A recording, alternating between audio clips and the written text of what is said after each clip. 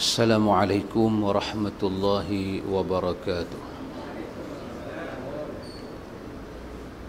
Innal hamdalillah nahmaduhu wa nasta'inuhu wa nastaghfiruh wa na'udzu billahi min shururi anfusina wa min sayyiati a'malina. Man yahdihillahu fala mudilla lahu ومن يضلل فلا هادي له أشهد أن لا إله إلا الله وحده لا شريك له وأشهد أن محمدا عبده ورسوله يا أيها الذين آمنوا اتقوا الله حق تقاته ولا تموتن إلا وأنتم مسلمون اللهم آتنا أنفسنا تقواها وزكيها أنت خير من زكاها أنت وليها ومولاها آمين اللهم آمين أما بعد إخوة في الدين أعزكم الله. Sahabat Nabi nama Hudzaifah ibn al-Yaman radhiyallahu anhu, kata dia, anna Rasulullah sallallahu alaihi wasallam qala la takunu imma'atan taquluna in ahsana an-nasu ahsanna wa in zalamu zalamna walakin wattinu anfusakum in ahsana an-nasu an tuhsinu wa in asa'u fala tadhlimu. Hadis hasan riwayat At-Tirmizi. Hudzaifah dia menceritakan, dia kata bahawa Rasulullah sallallahu alaihi wasallam bersabda, Nabi kata la takunu imma'atan. Nabi kata, aku pesan pada hampa semua, jangan suka jadi orang yang suka ikut orang. Nabi kata la takunu imma'atan, jangan suka ikut orang, jangan suka jadi puak imma'ah. Orang buat apa kita buat, orang kata apa kita kata, orang cakap apa kita cakap. Tapi Nabi kata, yang dikatakan imma'ah ni, yang dikatakan orang yang suka ikut orang ni lagu mana? Taquluna, depa ni satu kaum, depa ni satu puak. In ahsana nasu ahsanna, depa kata kalau semua orang buat baik, kami pakat-pakat buat baik. Wa in zalamu zalamna, kalau semua orang buat zalim, semua orang buat jahat, semua orang buat benda tak elok, kami pun ikut arus yang ada, kami pun buat benda tu sama. Nabi kata la takunu imma'atan, tak usah jadi puak ni, tak usah jadi macam ni, tak usah jadi lagu ni. Nabi kata walakin, akan tetapi Nabi kata wattinu anfusakum, akan tetapi Nabi kata kamu kena ada prinsip, kena ada pegangan, kamu kena ada panduan, kamu kena kuatkan jiwa kamu. Kamu kena kata in ahsanan nasu an tuhsinu, kamu kena kata kalau sekiranya semua orang buat baik, aku mesti buat baik. Wa in asa'u fala tazlimu, tapi kalau sekiranya orang semua buat jahat, aku tidak akan turut kezaliman itu.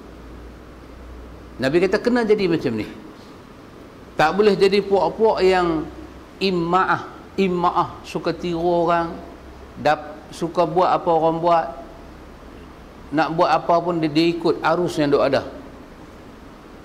Taquluna, depa ni satu kaum, depa ni satu puak yang suka kata in ahsanan nasu ahsanna, kalau semua orang buat baik, mesti kami buat baik.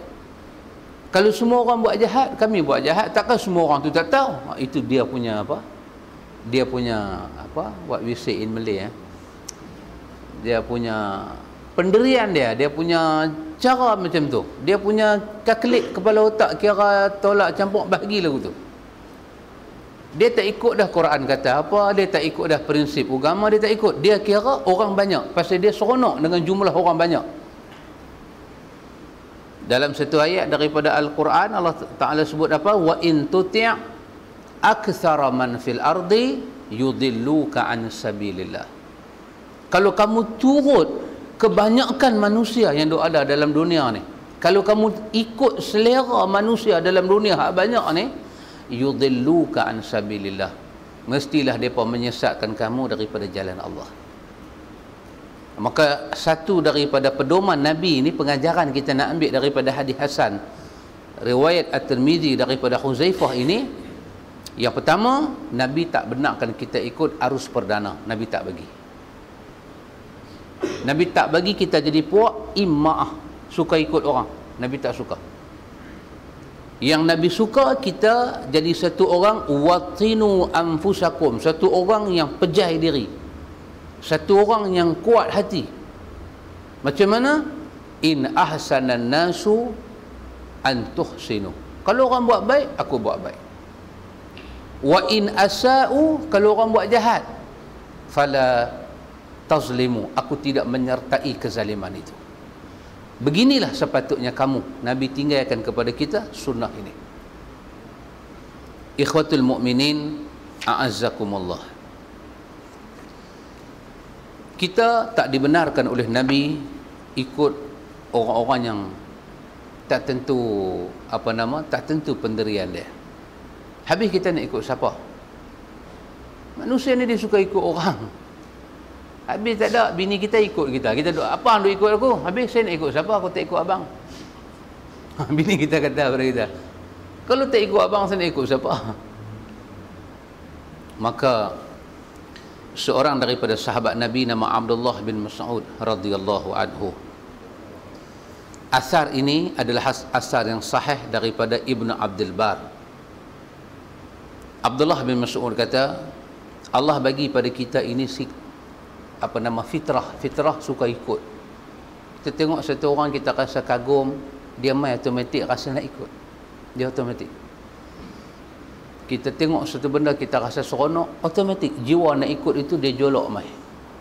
Maka kata Abdullah bin Mas'ud, man kana minkum mutaayyisan falyata'assa bi ashabi Rasulillah sallallahu alaihi wasallam. Kalaulah kamu semua ini teringin nak ikut, kalaulah hampa ni semua ada rasa nak ikut, ada rasa nak buat sesuatu, nak ikut orang, maka orang yang patut kamu ikut itu ialah sahabat Rasulullah. Yang tu kita punya teladan. Kita nak ikut dalam bab apa pun, dalam bab semayang, dalam bab puasa, dalam bab zakat, dalam bab ibadah, kita nak ikut dalam bab apa pun, dalam bab berpolitik, dalam bab apa sekalipun, maka sahabatlah orang nombor satu kita kena ikut. Huzaifah juga seperti yang diriwayatkan dalam Sunan Abi Daud, ikut sahabat dia kata. Ikut macam mana? Kullu ibadah lam yaf'alha ashabu Rasulillah fala taf'aluha. Ikut macam mana? Semua benda yang kamu rasakan ibadah tapi sahabat tak buat, maka jangan kamu buat. Ikut depa. Maka depa ni dalam sejarah penulisan dipanggil sebagai kurun mufaddalah. Kurun mufaddalah, kurun yang dipenuhi dengan keutamaan, kelebihan, fadilat. Kita ada rasa nak ikut orang, maka tak usah ikut siapa-siapa, tak payah ikut ustaz, tak payah ikut siapa. Yang kita kena ikut siapa dia? Falyata'assa bi ashabi Rasulillah sallallahu alaihi wasallam. Ikut sahabat Nabi. Fa innahum kanu abarra hazihil ummati quluban. Sebab sahabat itu adalah satu ummah yang paling baik sekali hati dia. Hang kena ikut dia. Tak ada orang lain daripada sahabat Nabi hati cukup mulia. Sahabat Abu Bakar mulia hati dia, Osman mulia hati dia, Umar Al-Khattab mulia hati dia, Ali bin Abi Talib mulia, semua sahabat. Wa kullan wa'adallahu al-husna, semua Allah janji dengan syurga. Bahkan ada 10 sahabat ni istimewa, Nabi sebut satu nama. Asyarah mubasyarah bil jannah ni, 10 orang ni. Asyarah ini 10 orang sahabat digembirakan depa dengan syurga. Subhanallah. Ikut depa ini. Wa a'maqaha ilman. Abdullah bin Mas'ud kata, sahabat ini orang yang paling dalam ilmunya. Ikut dia. Wa aqallaha takallufan. Sahabat ini adalah orang yang paling sikit bebanan dia. Kita tanya apa masalah kat sahabat Nabi, dia akan bagi beban korang kat kita. Kita pergi tanya ke orang lain, dia main beban 2-3 tan. Kita tanya dekat sahabat Nabi, perempuan yang mengandung, perempuan yang menyusu anak, perempuan yang menyusu anak, perempuan yang mengandung, macam mana kedudukan dia dalam bulan puasa? Apa sahabat Nabi kata? Dia diberi pilihan, sama ada puasa atau bayar fidyah. Dia tidak payah qadha. Ini nama dia wa aqallaha taklufan. Beban jawapan dia tu korang. Kita pergi tanya orang lain, lagu mana pandangan tuan? Perempuan yang mengandung, perempuan yang menyusu dalam bulan puasa lagu mana? Dia kata yang tu nak kena tengok. Apa nama, kalau dia tak puasa tu pasal dia risau kat anak dia, maka dia kena qadha dan dia kena fidyah. Memang beban. Jawapan sahabat tak beban. Tak beban. Sahabat-sahabat ni punya jawapan tidak beban. Maka kata Abdullah bin Mas'ud, wa aqallaha taklufan. Ikut depa pasal beban depa itu kurang. Wa aqwamaha hadiyan. Depa memiliki jalan yang paling lurus. Tak ada dah ikhwatu fiddin, a'azakumullah, manusia yang jalan paling lurus melainkan sahabat. Nak cari siapa? Ustaz, ada juga kona sikit. Ada juga kona sikit. Sahabat, tak ada. Tak ada. Sahabat ni cukup lurus, cukup lurus. Kita suka, kita tak suka, itulah sahabat Rasulullah. Dia lurus. Wa aqwamaha hadiyan. Jalan dia cukup lurus. Wa ahsanaha halan. Depa ini orang yang paling elok, paling cantik keadaan hidup mereka. Elok, cantik keadaan hidup mereka. Qauman, mereka satu kaum, ikhtarahumullah li suhbati nabiyyi. Mereka satu kaum yang Allah pilih untuk menjadi teman kepada Nabi Allah. Subhanallah. Kita bukan, depa satu kaum ikhtarahumullah li suhbati nabi. Depa satu kaum, sahabat ni satu kaum yang Allah pilih menjadi teman, menjadi sahabat kepada Nabi Allah. Muhammad bin Abdullah itu Nabi Allah, utusan Allah. Maka Allah pilih sahabat itu menjadi kawan dia, menjadi teman dia. Maka mereka sebaik-baik manusia. Wa iqamati dinihi, mereka lah orang yang mula sekali membangunkan agama ini. Mereka lah orang yang mula sekali membangunkan agama ini. Fa'rifu lahum fadlahum.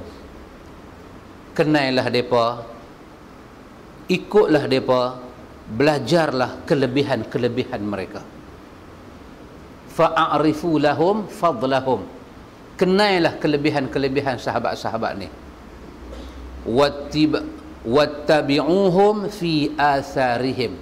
Ikutlah semua jalan hidup mereka. Ikut semua jalan hidup mereka. Apa yang kita tahu tentang sahabat, kita ikut. Fa innahum kanu 'alal hudal mustaqim. Kata Abdullah bin Mas'ud, kerana sesungguhnya sahabat itu di atas petunjuk Allah yang sangat-sangat lurus. Inilah orang yang kita nak ikut ni. Dalam hadis mula tadi Nabi kata apa? La takunu imma'atan. Jangan suka ikut orang. Orang buat apa kita buat, orang kata apa kita kata, tak usah. Taquluna, mereka ni kata apa? In ahsanan nasu, kalau manusia semua buat baik, ahsanna, kami buat baik. Wa in zalamu, zalamna. Kalau orang buat jahat, kami buat jahat. Nabi kata, dah, jangan jadi macam tu. Jangan suka ikut orang. Wattinu anfusakum. Tetapkan hati kamu elok-elok. Kamu kata dekat diri kamu, in ahsanan nasu, kalau manusia semua buat baik, aku buat baik. Wa in asa'u, tapi kalau mereka buat jahat, aku tidak akan menyertai kejahatan itu. Maka kita kalau nak tiru, kena tiru sahabat-sahabat ni semua. Dalam hadis riwayat Imam Bukhari, Dalam hadis Imam Bukhari, Nabi SAW bersabda, Nabi kata, la tasubbu ashabi. Nabi kata, jangan sekali-kali kamu cerca sahabat-sahabat aku. Ikut mereka, jangan cerca mereka. Apa saja kita tak boleh nak terima akidah-akidah orang Syiah ni, kita tak boleh terima. Pasal apa? Nabi kata jangan cerca sahabat. Yang dia cerca, dia makan hamun, dia ludah, dia jijak, dia muntah. Kat siapa? Sahabat. Nabi kata, la tasubbu ashabi. Jangan kamu cerca sahabatku. Fawalladhi nafsi biyadih. Demi Allah yang nyawa aku Tuhan pegang elok-elok. Nyawa aku Tuhan pegang, Nabi kata, law anna ahadakum anfaqa mithla uhudin zahaba ma balagha mudda ahadihim wala nasifah. Nabi kata, kalau sekiranya Nabi kata, seorang daripada kamu ini anfaqa mithla uhudin zahaban, dia infak di jalan Allah ini, mah itu sebanyak bukit Uhud. Kalau ada orang kaya zaman hari ini, kalau ada orang kaya lah, bin apa? Bin Uhud nanti saya. Yang ganti bin Laden di Saudi lah, bin Uhud. Bin Uhud. Dia yang ganti syarikat bin Laden lah ni. Katalah sekarang ni ada orang kaya dalam dunia, kaya, lebih kaya daripada Sadiq Segaraga dan Ismi Ulam Raja. Dia punya kaya ni, dia boleh tolak satu masa mah tulin setinggi, seberat, sebanyak bukit Uhud untuk di jalan Allah. Bukan untuk maksiat, bukan untuk benda merapu, untuk jalan Allah. Ada satu orang kaya di akhir zaman, dia bagi untuk infak fi sabilillah ni kerana Allah sebanyak emas saja, emas tulin sebanyak Jabal Uhud. Nabi kata, ma balagha mudda ahadihim wala nasifah. Infak dia sebanyak itu tidak akan sama dengan satu gantang yang pernah sahabat bagi, ataupun setengah gantang. Sahabat bagi setengah gantang. Biasa tengok gambar Kasim Baba, dia bawa tu gantang, yang dia pergi cukak emas tanam dalam tanah tu, yang tu gantang. Satu cupak atau satu gantang ni banyak tu je, bukan besar mana, gandum ke beras ke kurma, ataupun setengah cupak ataupun setengah gantang. Sahabat ni zaman Islam baru naik, zaman Islam susah, zaman Islam ditekan, zaman Islam ditindas macam-macam, mereka infak banyak tu je, sikit. Kita di akhir zaman ni, zaman Islam memuncak, kita tolak satu Jabal Uhud punya emas. Nabi kata, yang mereka bagi satu gantang tu lebih besar di sisi Allah daripada kamu bagi emas satu Jabal Uhud. Kerana itu Nabi kata, la tasubbu ashabi, hampa tak tahu nilai sahabatku di sisi Allah, jangan cerca mereka. Hadis itu hadis sahih riwayat Al-Bukhari. Jadi kesimpulan dia, kalau kita nak ikut manusia, kita kena ikut sahabat Nabi. Dalam apa urusan sekalipun, kita mesti ikut sahabat Nabi. Kata Huzaifah, kita jangan buat apa yang sahabat tak buat. Walaupun kita rasa benda tu ibadah, jangan kita buat kalau benda tu sahabat tidak buat. Kenapa? Mereka ada fadilat di sisi Allah. Ikhwatu fiddin, a'azzakumullah. Baik, malam ni kita sampai pada muka surat 49. Muka surat 49, iaitu kita masuk bab istihbab ad-du'a fi safar, iaitu bab disunnahkan kita baca doa dalam musafir. Yang ni semua adab. Dia bukan satu kewajipan, dia adab. Habis tinggi kalau kita tak buat benda ni, makruh. Pasal dia masuk dalam bab adab, dia bukan masuk dalam bab kewajipan, dia adab. Tapi sayanglah, pasal dia ni ada banyak kelebihan. Maka satu daripada orang musafir ni, Nabi suruh apa? Nabi suruh jangan tinggal baca doa. Subhanallah, jangan tinggal baca doa. Kita start kereta, kata kita keluar daripada rumah, sampai kita nak balik pula, jangan tak ada masa kita baca doa. Tak mesti singgah dalam masjid, tengah duk pegang steering kereta tu, mulut boleh baca doa. Ya Allah, aku minta selamat.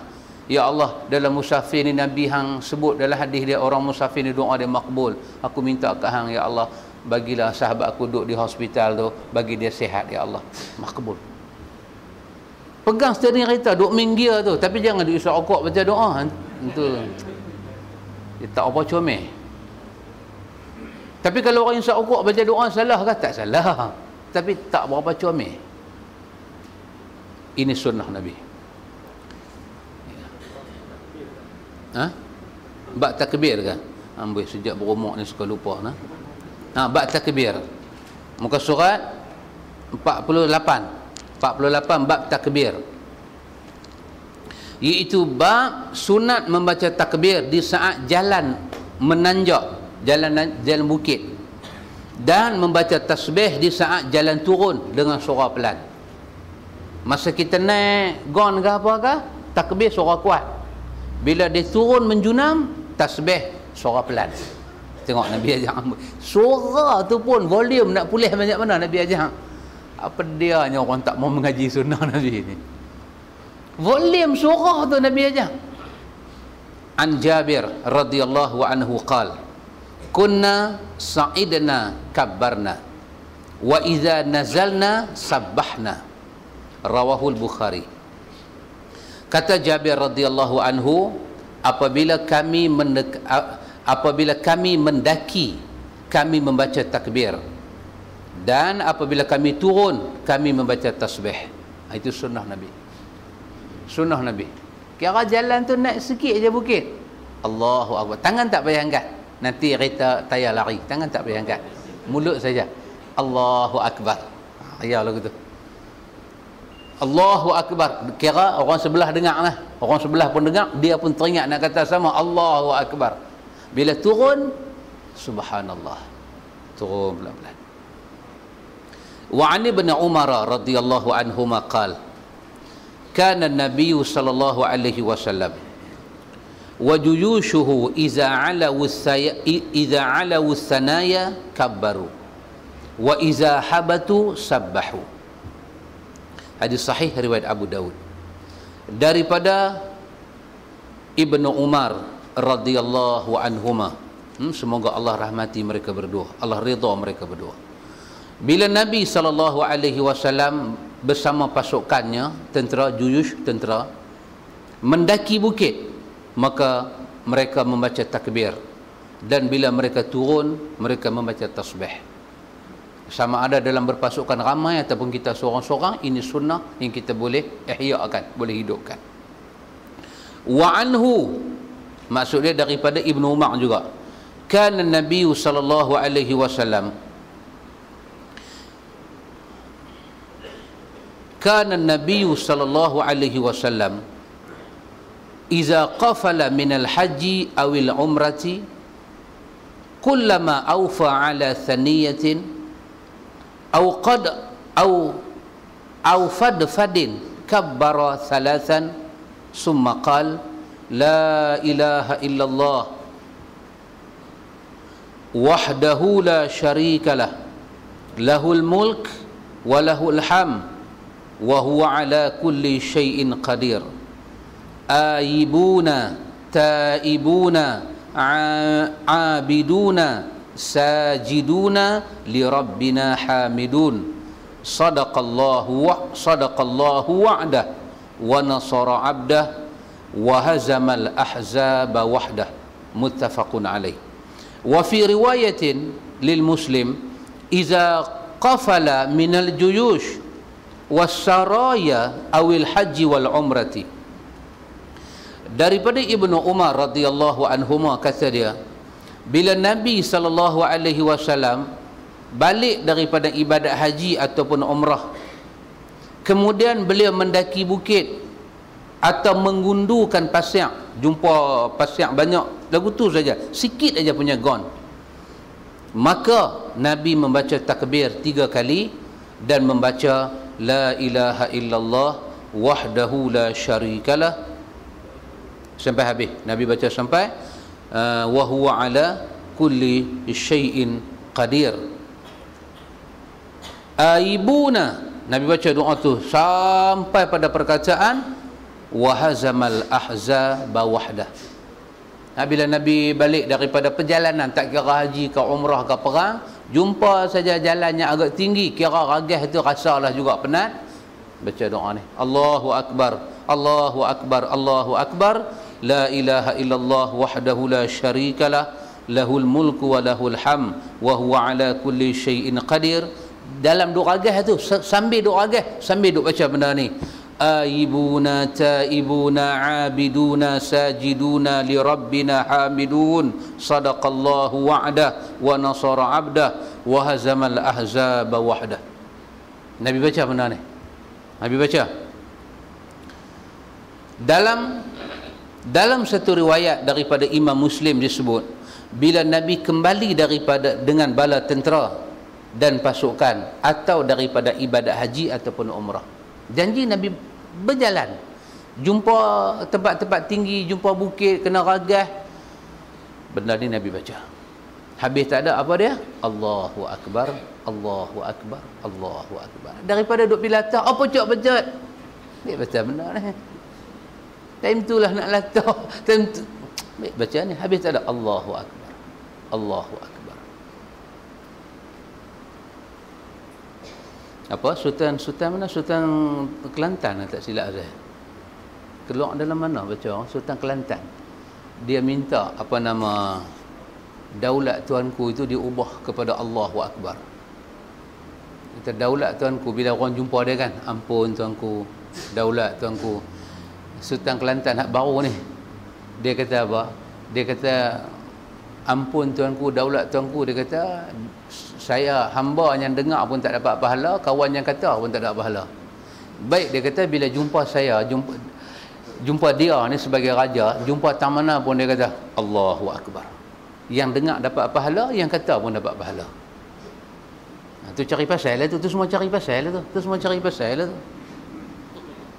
Pasal kalimah-kalimah ni semua dia, kan, ada orang dia kalimah Allahu Akbar subhanallah, kan, dia dulu sepanjang jalan daripada kita ke Greek tu, jalan-jalan bila nak masuk pergi Kota Baru tu, dululah dia mula pacak sembok-sembok subhanallah, alhamdulillah. Ada kutu pergi cabut, ada kutu, bukan kutu kepala ni, kutu jalan dia pergi cabut, ada dia pergi cabut bang. Dia jadi tak patut orang Islam ni seronok lah nama-nama Tuhan kan, dipacak tepi jalan subhanallah, seronok lah. Dia tengok tu dia sakit hati. Ada jenis tak tahu nak bagi dia makan ubah apa, nak bagi lega, hilang.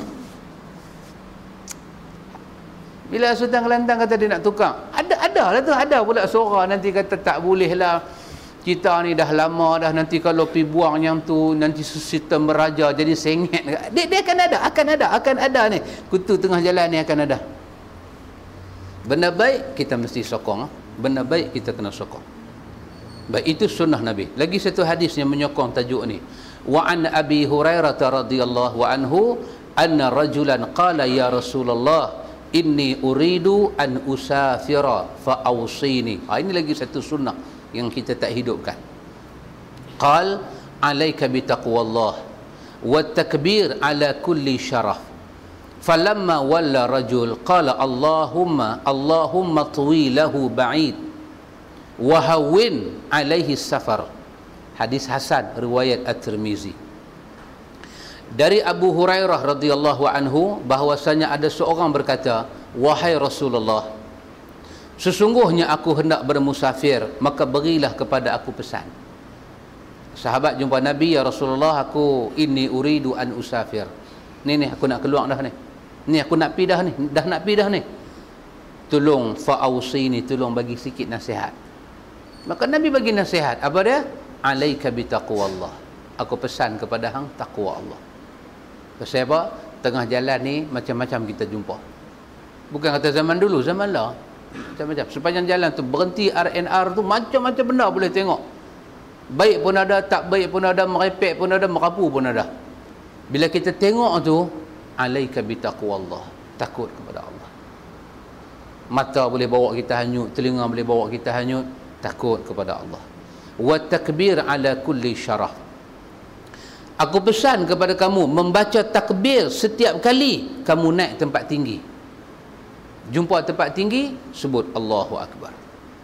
Ketika orang yang tanya itu keluar daripada majlis Nabi, dia pergi, maka Nabi mendoakan dia. Nabi kata, Allahumma twi lahul ba'id wa hawin alaihi safar. Dua rangkap. Kita pun macam tu. Bila sahabat kata, abang, besok saya nak pergi mana? Nak pergi Kuala Lumpur, tak lepas minggu ni, nak pergi Johor. Kuala Lumpur tak lepas, nak pergi Johor. Saya nak pergi Johor. Bila kata nak pergi Johor, kita kata alhamdulillah, semoga sahabat diberi takwa oleh Allah. Nabi pesan tu, kita pesan kat dia. Okay, terima kasih, jumpa lagi insya-Allah panjang umur. Dia pun pergi, kita pun baca doa ni, Allahumma twi lahul ba'id wa hawin alaihi safar. Maksud dia apa? Ya Allah, perpendekkanlah baginya jarak yang jauh, supaya dia nampak tempat dia nak pergi itu jadi dekat, dan permudahkanlah segala urusannya dalam musafir. Kita doa tu tak usah bagi dia dengar. Sunnah Nabi. Sunnah Nabi. Ada doa bagi orang dengar, ada doa jangan bagi dia dengar. Kita ziarah dia sakit, kena bagi dia dengar apa kita baca. Pasal apa? Masa tu doa menjadi penawar kat dia. Kita ziarah orang sakit, kita duduk diam, sengak. Dia pun sengak, kita pun sengak. Dia kata, sahabat, ente sakit ke? Sengak. Orang sakit tanya kita ada sengak. Dia pun dia risau, dia kata, awak sih ni. Maka kita pegang dia, sahabat, la ba'sa tahurun insya-Allah. Pegang dia. Tak ada apa-apa. Ini semua kifarat dosa. Tak ada. Jangan takut dapat la ba'sa. Tak ada apa-apa. Kalau orang tua-tua kata jauh dia perut. Orang tua-tua bila dia pergi ziarah orang, dia bagi petua. Nak tahu sakit kawan tu berat ke tak berat, suruh dia buat lagu ni, boleh tak? Kalau dia tarik mai cantik, tak ada apa-apa. Kalau dia tarik tu berat, maknanya tak boleh nak makan tu, kira nak jadi pasal lah tu. Tu nak jadi pasal. Tanya dia, buat lagu ni tengok. Lagu ni pun dia boleh buat. Oh, cantik. Alhamdulillah. Ni tak ada apa-apa ni. Ini kira panjang lagi. Tak ada masalah apa kata dia. Tak ada masalah apa. Jalan be. Tapi ada doa kita baca, tak usah bagi dia dengar. Kes apa? Kes dia musafir.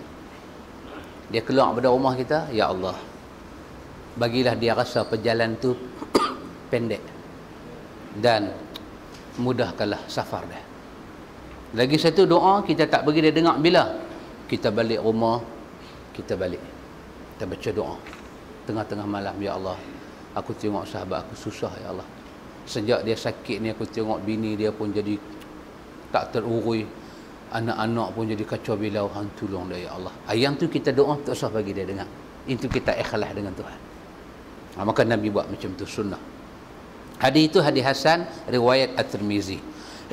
Lagi satu, wa'an Abi Musa al-Ash'ari radhiyallahu anhu qala kunna nasiru ma'a Rasulillah sallallahu alaihi wasallam fa kunna idza ashrafna ala wadin halalna wa kabbarna wartafa'at aswatuna faqala an-nabi sallallahu alaihi wasallam ayyuhan nas ayyuhan nas ayyuhan nas irba'u ala anfusakum la tad'una asamma wala ghaiba innahu ma'akum sami'ul qarib. Muttafaqun alaih.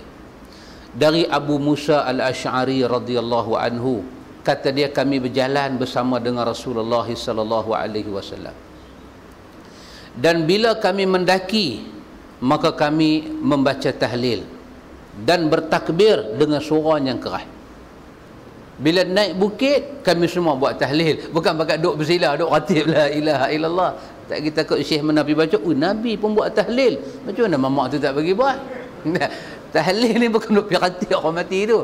Tahlil tu maksud dia la ilaha illallah. Itu nama tahlil. Itu pun kadang-kadang jadi salah hujah.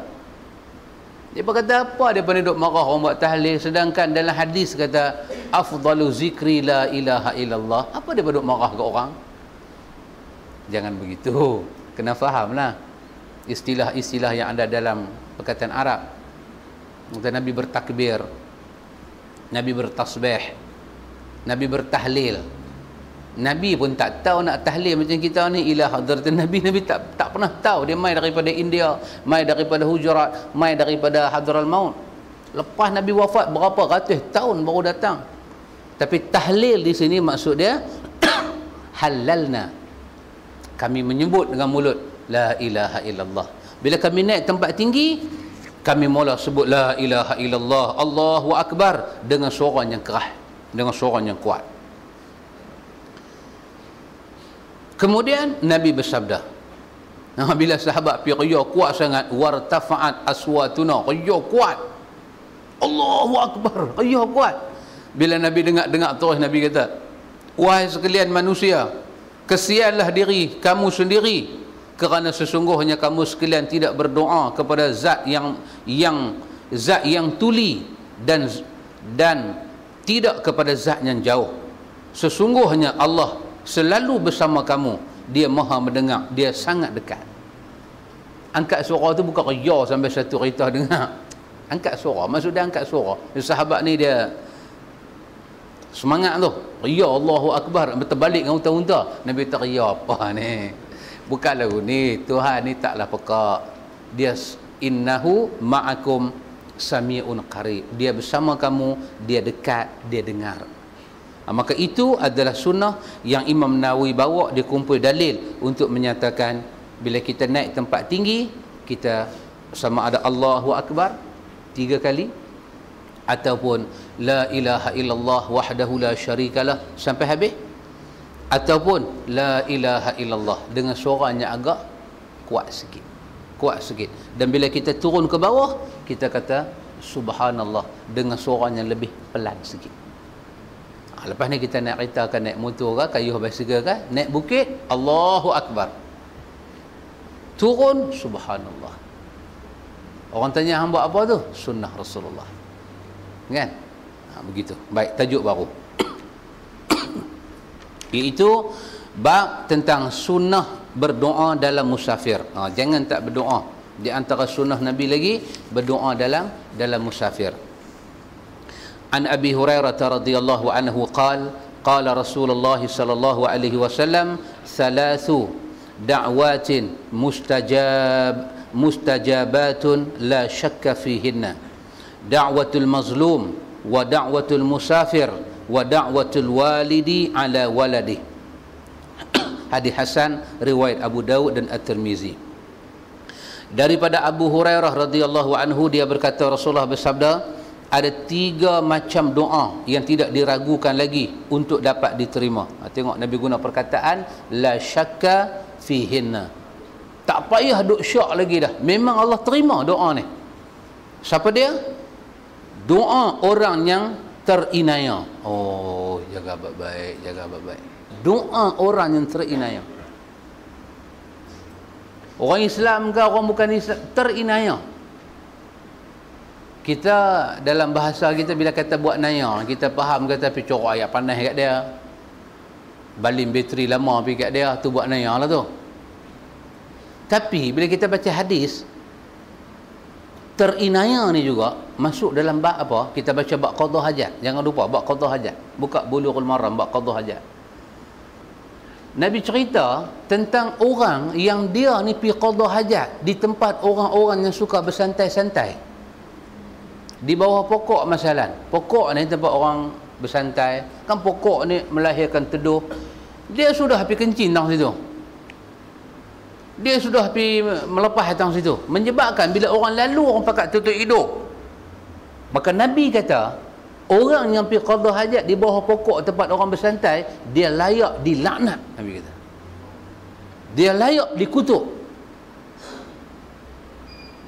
Kita buka dalam kamus, laknat tu bahasa Arab.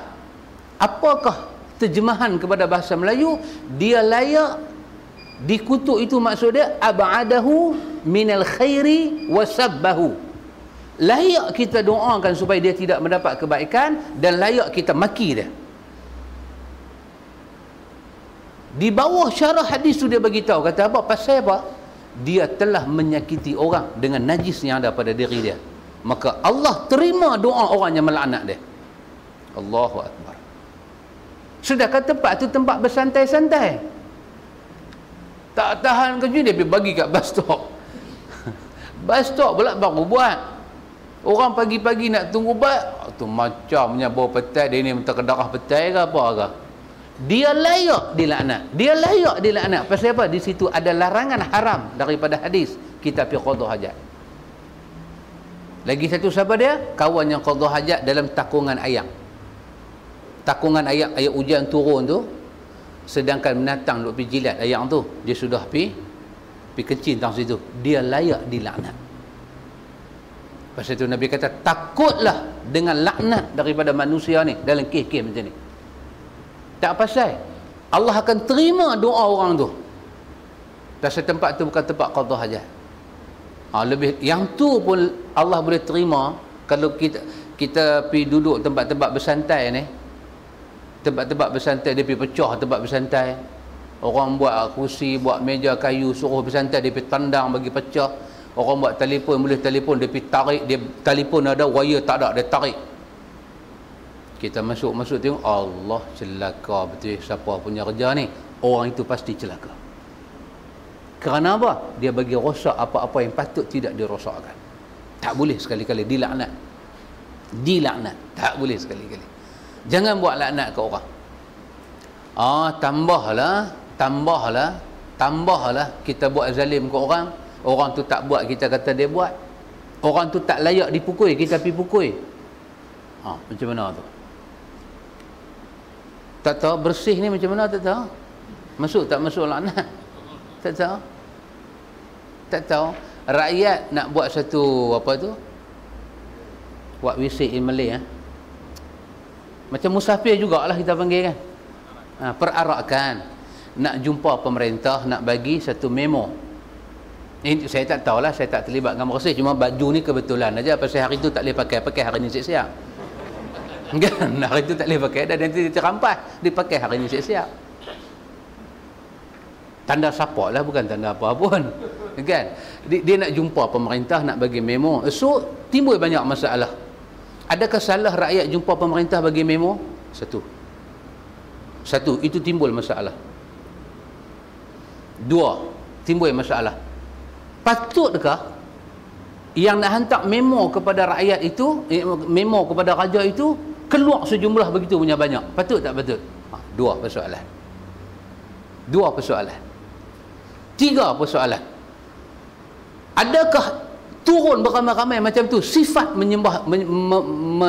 menyerah memo kepada pemerintah? Adakah itu sifat dia? Timbul masalah pula. Jangan jegil lagu tu, kena jegil elok-elok lah, jegil bagi elok-elok, jangan jegil terlebih sangat, kita pun jadi cuak kan. Dia timbul masalah. Kita di pihak yang keluar televisyen duk kata perarakan ni semua haram ke apa, kita ni nak kata benda tu haram. Adakah kita confirm sungguh hak depa nak keluar ni masing-masing bawa paip pancung nak pergi katuk tiang telefon? Confirmkah kita ni? Dalam fatwa-fatwa yang dikeluarkan oleh Saudi ni semua ni, Saudi menyatakan merosakkan jalan raya, keluar sampai orang lain tak boleh berjalan. Hak tu dia tak bagi. Pasal dia mengambil iktibar pada 1407 Hijrah. 1407 Hijrah. Lah berapa Hijrah? 1425 Hijrah. 26 ke 25 lagu tu lah. Lebih kurang berapa lama? Itu 1407 Hijrah. Oi, dekat 20 tahun sudah. Cerita apa? Cerita jemaah haji Iran. Mereka mai ke Mekah, mereka buat demonstrasi. Mati beratus orang di Mekah. Cedera ni bukan sikit. Masa tu berlaku revolusi di Iran. Ditangkap semua. Masa tu turun di Mekah ni semangat. Khomeini ni sampai dalam jemaah haji Malaysia pun simpan gambar Khomeini dalam beg dia. Maka 2-3 orang termasuk kawan saya juga, dia kena tangkap. Di Mekah dia kena tangkap, dia kena tahan pasal dalam beg dia ada muka Khomeini. Dari situ ramai orang mati. Dari situ jalan ke Mina jadi rosak, kat Mekah jadi rosak. Maka majlis fatwa Saudi buat keputusan demonstrasi adalah haram. Demonstrasi macam tu lah haram. Tapi kita ni dia panggil demonstrasi juga kan ni? Demonstrasi ni adakah macam tu? Adakah nak bawa parang pakat-pakat dua asah golok perak siap dah? Adakah macam tu? Tak tahu lagi. So jangan kata haram lagi. Jangan kata haram lagi. Biar benda tu dulu, biar. Tapi boleh tak kita sekat daripada awal? Boleh. Bila kita tak mau orang turun ramai, kita bagilah satu, what we say in Malay, alternatif. Alternatif ni apa dia? Bagi satu pilihan. Kita duk kata ada jalan. Memang jalan gombak, jalan semua banyak, tapi hang sekat. Hang adalah pemerintah, hang tak boleh sekat. Dan rakyat pun tak boleh memerontak lebih. Pasal kita ada kita punya agama ini, dia sebagai kita punya landasan dia. Kita nak kata haram mutlak pun tak boleh. Kita nak kata boleh mutlak pun tak boleh. Pasal kita nak kena fikir. Saya bagi contoh pada antum. Ni demonstrasi orang nak buat pada 8 hari bulan ni. Saya tak kata boleh, saya tak kata tak boleh. Saya tak kata pi, saya tak kata jangan pi. Saya kata ikut suka. Rasa nak pi. Rasa tak mau pi pun pi. Saya kata lagu tu saja. Saya kata lagu tu saja. Saya tak sokong, saya tak halang. Cuma saya nak bagi tahu. Kalau orang keluar sampai 150,000 orang keluar menggunakan satu jalan, kemudian pergi kepada Istana Negara nak menyerahkan memo kepada Duli Tuanku. Katalah benda ni berjalan betul. Benda ni berjalan. Pasal apa? Dia salah satu daripada kebebasan yang ada dalam Akta Negara. Saya cuba nak kenangkan balik beberapa bulan yang sudah Syiah Malaysia buat satu memo setebal lagu tu, dapat dekat saya setebal lagu tu, hantar kepada Duli Tuanku supaya patwa-patwa yang kata Syiah sesat di Malaysia ditarik balik dan Syiah diisytiharkan satu mazhab yang sah di Malaysia. Memo tu siaplah setebal lagu tu. Satu saya nak tanya, satu aja. Kalaulah lepas ni Syiah kata kami nak hantar memo ini dengan jalan perarakan seperti ini, kita nak kata apa? Apa kita nak kata? Tak boleh. Pasal apa tak boleh? Demonstrasi boleh. Itu satu bab. Kalau dia minta jalan tu, kalau dia minta dia nak pakai jalan raya, dia nak tunjuk kata ramai di Malaysia ni Syiah ni hampir 1 juta. Kita tak tahu, hampir 1 juta lawyer, doktor, sebahagian jemaah menteri pun ada terlibat dengan Syiah. Lepas tu Syiah ada immunity di Malaysia. Dia pergi selindung di bawah orang ni semua. Katalah dia nak hantar memo tu kepada Duli Tuanku, dia nak pakai jalan raya, dia nak berarak daripada Gombak terus dia nak pergi ke Istana Negara. Kita nak kata apa? Kita nak kata boleh ke? Kita nak kata boleh, dia sebagai rakyat boleh, dia boleh buat. Oh, kita kena fikir bersama lah yang tu sama. Kesan. Kita tak setuju dengan pemerintah duk tekan rakyat ni, kita tak setuju. Tengok di Pulau Pinang hari Jumaat sudah. Saya daripada mana? Daripada baca khutbah di mana? Paya Terbong nak turun pergi Tasik Kelugok 2 jam setengah. No, dah terlepas tapah dah tahu tak? Ni pok-pok mengkak dengan hal bercampur ni. Dia pergi buat satu perarakan pula. Daripada mana? Dewan Seri kah? Dia berjalan dengan topi merah semua keluar. Saya punya tengok, aku tak pakai kuning hari ni, pakai putih cantik. Takut dia tangkap. Pasal hari ni polis dengan warna kuning dia jadi allergic, fobia, allergic. Alahan.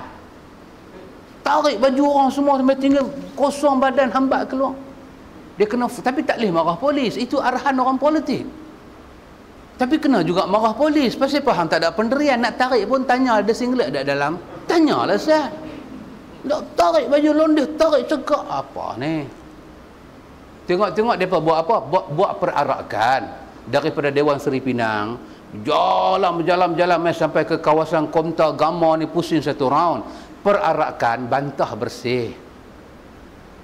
Oh, bersih tak boleh buat perarakan. Bantah bersih boleh buat perarakan. Awak mangkuk sangat. Undang-undang apa ni? Ini diktator. Ini bukan demokrasi terpimpin. Ini diktator. Siapa kata? Abdul Wahab kata pada Abdul Wahid. Dia tengok balik gambar tu. Ini diktator dia kata. Ustaz-ustaz pun cakap dalam televisyen perarakan haram. Kalau perarakan bersih haram, perarakan membantah bersih juga haram. Tapi pasal apa yang tu tak haram? Itu je kita nak. Kita nak tahu depa ni nak berarak pasal apa. Dia tak puas hati tak mana. Apa dia nak bagi tahu kat raja dia? Just dengar tak leh ke? Kami tak bagi berarak. Okay, so you give some alternative.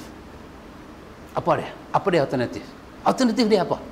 Alternatif dia, okey, kami mau 100 orang aja. Atas daripada 100, kami kira rusuhan. Bagi alternatif tu. Yang ni sampai bagi double cross. Tak boleh berarak. Tak boleh lah. Tapi di satu pihak juga, ini pro dengan kontra. Pasal tu saya tak kata pi. Saya tak kata jangan pi. Saya kata ikut suka. Nak pi pun tak apa, tak mau pi pun boleh pi. Saya kata lagu tu. Saya tak kata jangan pi. Saya tak suruh pi. Tapi di satu pihak, kalau kita pi, kita juga telah menghidupkan budaya politik Syiah di Malaysia. Apa dia? Berpolitik dengan jalan demonstrasi. Itu budaya Syiah dia buat kat Mekah. Itu yang ulama tak setuju. Ulama tak setuju yang tu. Pasal demonstrasi ini budaya Syiah. Budaya Ahlussunnah, dia tidak ada demonstrasi. Dia tidak boleh tegur pemerintah dengan jalan demonstrasi. Tak boleh. Pasal demonstrasi akhirnya buat pemerintah bertindak kasar. Itu yang saya sebut. Kita ada dua telinga kan? Tapi elok-elok.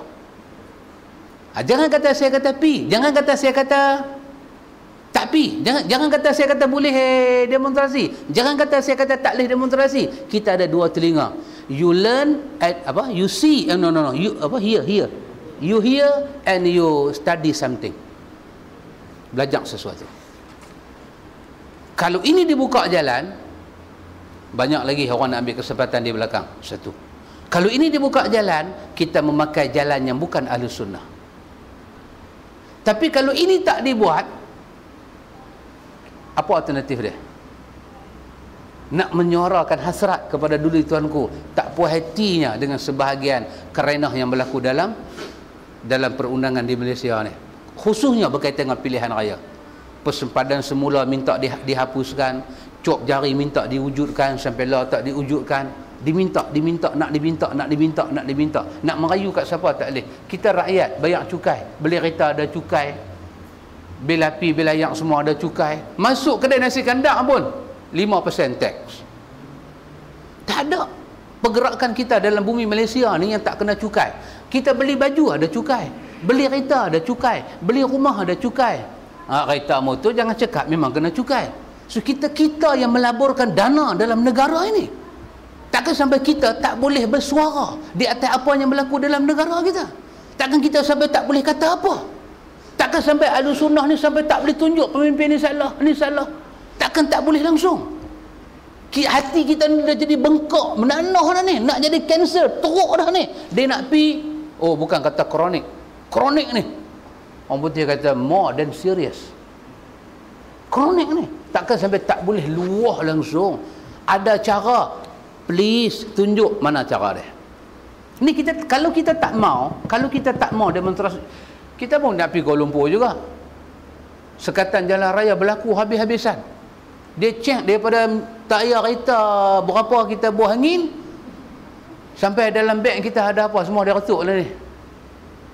Kalau kita pakai selok dalam pun jangan pakai warna kuning, dia boleh tarik balik selok dalam tu. Jangan buat pasal lah ni. So apa cara lah ni kita nak habaq, kita tak puas hati, kita minta perundangan melihat benda ni. Kalau ini tak boleh, apa cara boleh? Terutama kita tanya pada ustaz-ustaz yang bagi fatwa 8 hari bulan punya bersih itu haram. Dia 9 hari bulan itu haram. Kalau pada 9 hari bulan kita buat bersih haram, adakah kita kena buat kotor? Dah bersih haram. Apa yang boleh? Apa yang boleh? Pemerintah, Perdana Menteri, timbalan Perdana Menteri, kabinet-kabinet dengan dapur gas ni semua ni kena fikir. Tak boleh hang kata tak boleh saja. So beri satu alternatif. Apa dia? Takkan sampai sorak nak bagi sekeping pun tak boleh. Takkan sampai rakyat nak jumpa orang besar pun tak boleh. Tapi kalau rakyat nak jumpa orang besar dengan satu angkatan 100,000 orang, dia dah mudarat kot lain pula. Jalan raya, kita nak bergerak jadi susah. Ada pihak akan spekulasikan benda tu. Polis nak bertindak kasar, bubar dia kata, bubar. Kita duk berkerah, bubar, aku dah minyak entah tak, bubar apa? 3 kali aja. Dia kata last punya notis, bubar. Tak bubar juga, dia tembak satu ayat hujan, bubar terus ya. Itulah kerosakan. Kalau mereka ni 100,000 orang pergi berarak daripada mana mereka nak berjalan, polis tak usah percik ayam, tak ada kerosakan. Tapi kalau polis tak bagi gas, polis tak tembak, berlakulah fasad, kerosakan. Jadi, pening kepala ni, pening kepala. Nak suruh pi pun tak berani. Kita cuma kata ikut suka lah, nak pi lah. Tapi kalau tak mau pi pun, pi lah juga. Tapi kita pun tak berani nak kata apa. Seriau. Jadi susah nak kata apa. Pi jadi macam Syiah pula. Dah ambil budaya Syiah. Kalau tak pi, masalah berkandak-kandak dalam Malaysia ni. Masalah berkandak-kandak. Terutama masalah orang atas. Macam mana nak buat? Malaysia negara demokrasi. Demokrasi tu nak takrif kok mana? Demokrasi terpimpin. Kata Abdul Wahab, terpimpin kepala otak engkau. Kata Abdul Wahab, tengok balik gambar tu. Tengok balik gambar tu. Pasal apa? Pasal dia kata kekanda sudah tua. Semua harta ayahanda bagi kat adinda. Kekanda pun dah nak mati. Besok kekanda mati, adinda dapat juga. Jadi kekanda Abdul Wahab tanya, ni kaedah apa? Dia kata ni lah demokrasi.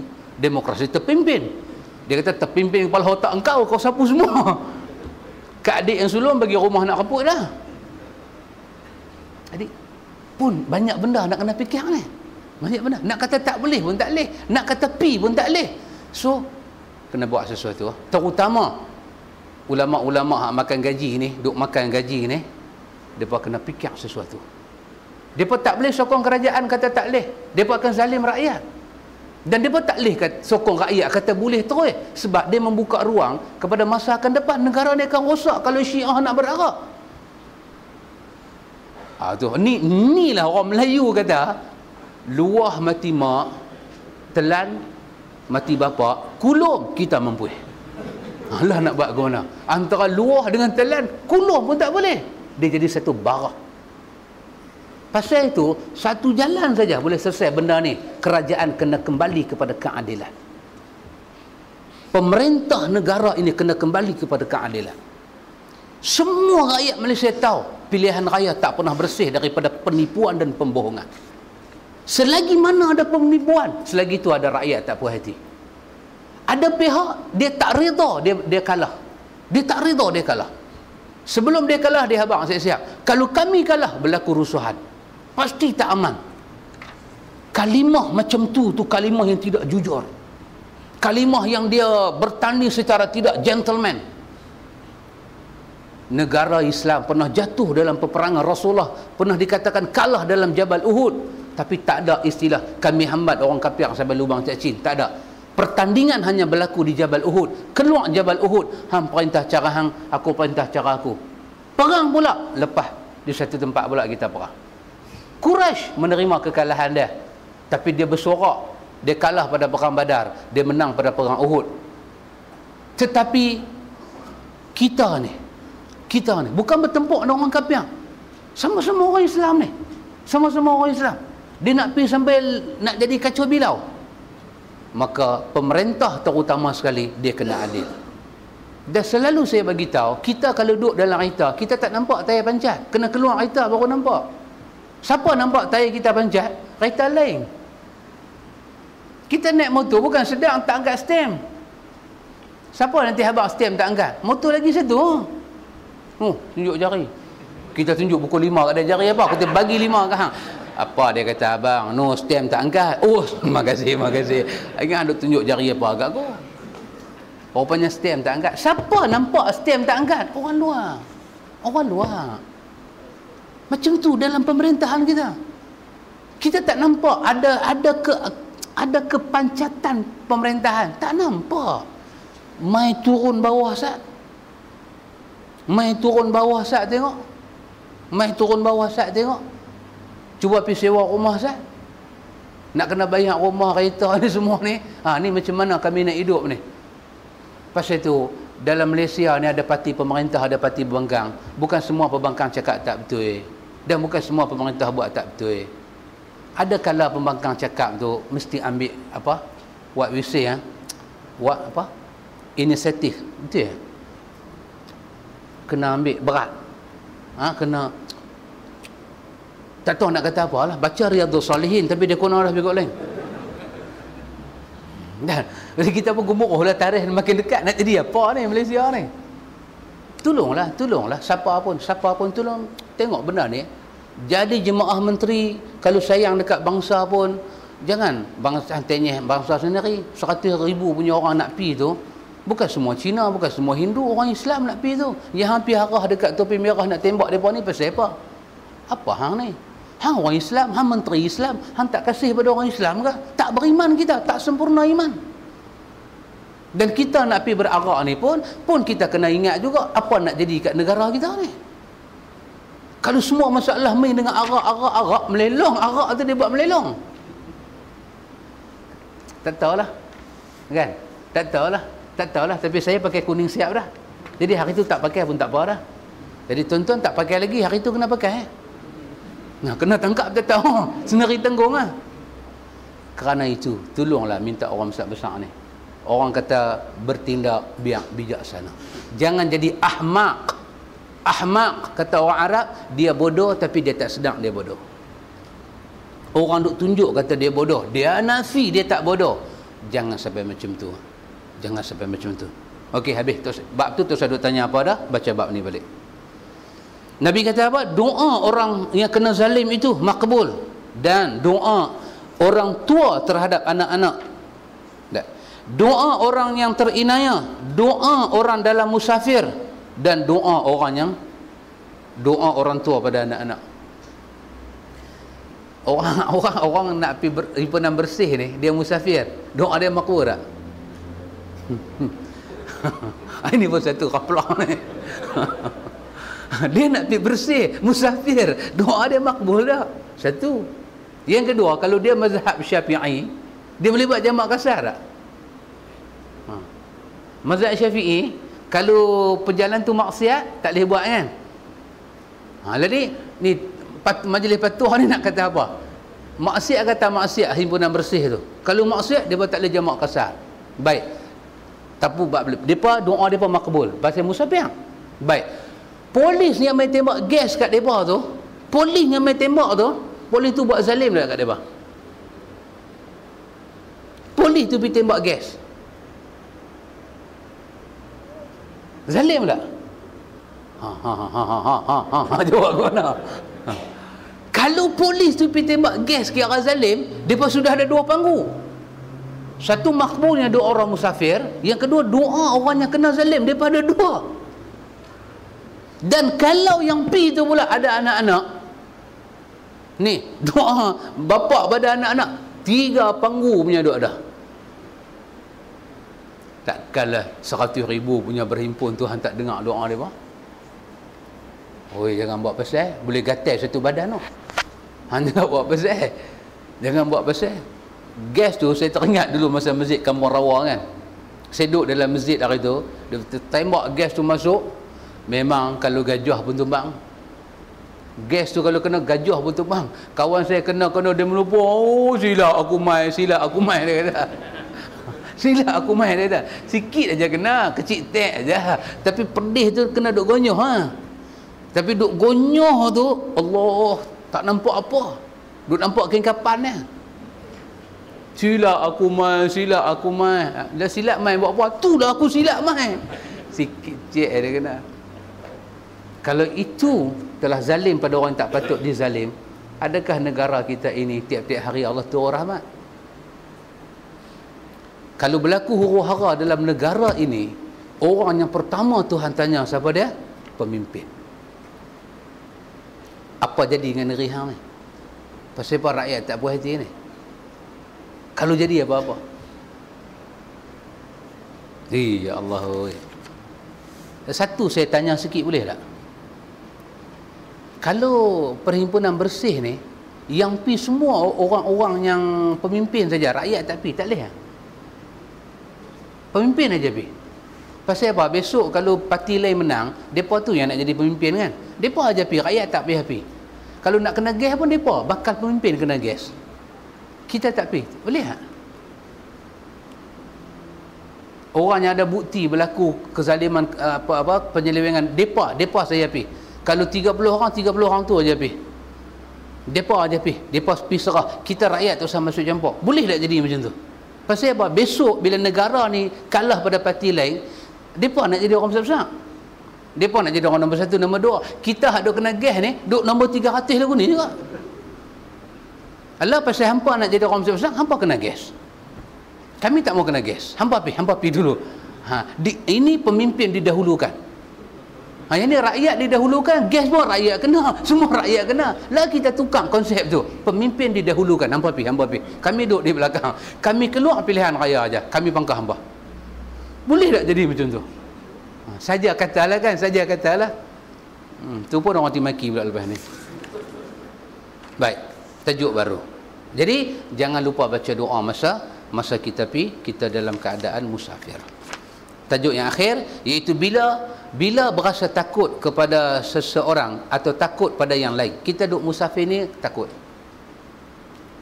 Kawan saya dia cerita saya. Dia kata dia berjalan malam, dia kata dia bawa kereta. Dia bagi orang mungkin satu, dia kata dia ceritalah, tak ada dalam mana-mana riwayat yang sahih, dia cerita. Dia kata ustaz tengah duk bawa kereta tu, tengok belakang nampak satu lori duk mai. Nampak lori tu laju. Dia nak tutup aku ni. Kita pun pederah kereta. Pederah tu dia bagi lampu apa? Yang spotlight tu kan. Dia bagi lampu spotlight. Cermin ni tak nampak apa. Cahaya dia masuk. Tak tahu saya pun, dia kata berhenti tepi ya. Tak boleh habis, berhenti tepi. Berhenti tepi dekat setengah jam, tak ada apa lintas dia dah. Tapi dia bagi spotlight dekat lah. Depan tu tak ada simpang, jalan tu jalan lurus. Kita berhenti tak ada apa. Spotlight pun tak ada, apa pun tak ada. Beranikan diri buka cermin kereta, tengok ke belakang. Gelap sunyi, tak ada apa. Bunyi riang-riang je. Krek. Ustaz ingat apa? Saya kata jebon lah. Mesti jebon lah. Kadang-kadang dia jadi macam tu. Dia jadi macam tu. Tapi heran, jebon pun reti bawa lori, mana dia ambil lesen? Lori siapa dia pergi balas? Kadang-kadang jadi macam tu, takut sikit kan. Baca, Nabi ajak kita baca doa ni. Dekat apa? RNR apa tu yang orang duk cerita ada masalah tu. Bukan Karak ni, utara selatan ni. Ni dekat sini. Sebelum lepas daripada Tapah, RNR Tapah yang tempat dia punya dia hanya hentian rehat. Yang selalu kita berhenti tu, apa nama? Tempurung. Sebelum Tapah turun hentian. Dia menjuna masuk bawah kan. Dia punya bilik air naik. Orang duk cerita lagu tu. Orang ceritalah. Kalau kita takut sungguh, ni Nabi ajak. Macam mana nak hilang takut? Baca ni. Daripada Abu Musa al-Asy'ari, bahwasanya Rasulullah sallallahu alaihi wasallam merasa gentar untuk, kata Rasulullah apabila merasa gentar, bahwasanya bila Rasulullah merasa gentar untuk menghadapi sesuatu kaum, beliau berdoa, Allahumma inna naj'aluka fi nuhurihim wa na'udzubika min syururihim. Jadi siapa nak pergi bersih, baca doa ni siap. Kalau kita rasa gentar, baca doa ni. Kalau FRU yang nak pergi paya ayam tu pun gentar, masing-masing baca doa ni. Lepas tu kita tengok siapa nak ketang lepas tu. Semua pakat baca doa ni, siapa nak ketang. Jadi bila kita pergi satu tempat, sama ada tempat itu buat kita rasa tak selesa ataupun benda buat tak selesa, maka cepat-cepat baca doa ni. Allahumma inna naj'aluka fi nuhurihim wa na'udzubika min syururihim. Wahai Allah, sesungguhnya kami menjadikan engkau di hadapan mereka dan kami berlindung diri kepadamu daripada kejahatan mereka. Tempat-tempat orang kata ada gangguan jin-jin ni semua, baca. Pasal jin ni satu kaum. Baca. Hadis ni hadis sahih, riwayat Abu Daud An-Nasa'i. Lagi satu, pendek-pendek. Pendek-pendek ni boleh baca sikit. Doa bila seseorang berhenti pada satu tempat. Tu dia. Bila kita berhenti satu tempat, kita banyak berhenti kencing, berhenti makan, berhenti semayang sepanjang musafir. Bila kita berhenti itu, Nabi ajak sunnah dekat kita. Daripada Khawlah binti Hakim radhiyallahu anha, kata dia, Aku dengar Rasulullah sallallahu alaihi wasallam bersabda, barang siapa yang berhenti pada satu tempat kemudian dia baca doa ni, a'udzu bikalimatillahi tammati min syarri ma khalaq, takat tu je doa dia. Nabi kata lam yadurruhu syai'un hatta yartahila min manzilihi zalik. Hadis Imam Muslim. Kita baca doa ni, a'udzu bikalimatillahi tammati min syarri ma khalaq. Aku berlindung diri dengan kalimah Allah yang sempurna dari kejahatan yang ia cipta. Baca takat tu. Nabi kata nescaya ia tidak akan terganggu oleh sesuatu apapun sehingga dia pergi meninggalkan tempat tersebut. Baca doa ni. Rasa nak terkencing perhentian apa? A'udzu bikalimatillahi tammat min syarri ma khalaq. Baca, keluar pergi.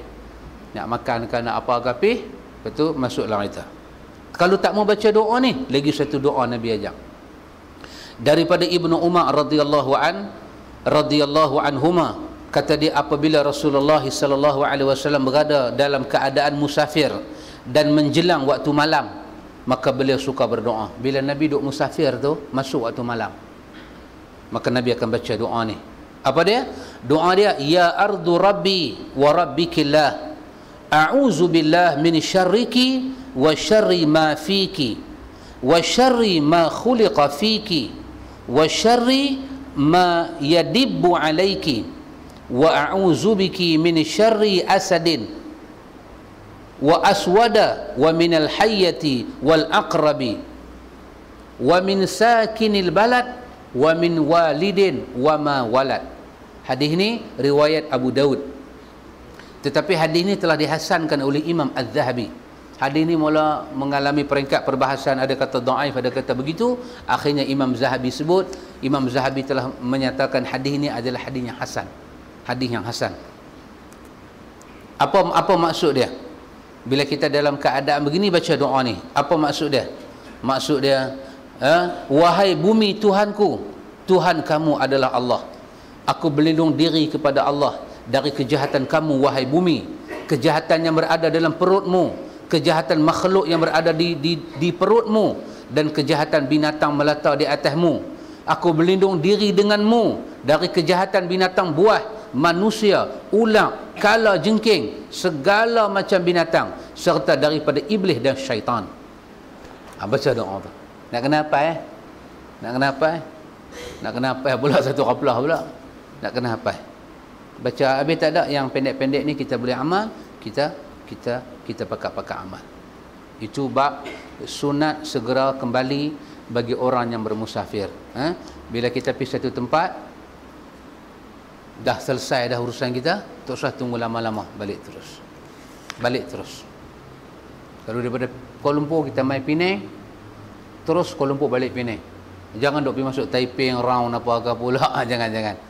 Kecuali rumah mak mentua kita Taiping, singgah Taiping. Habis urusan, balik terus.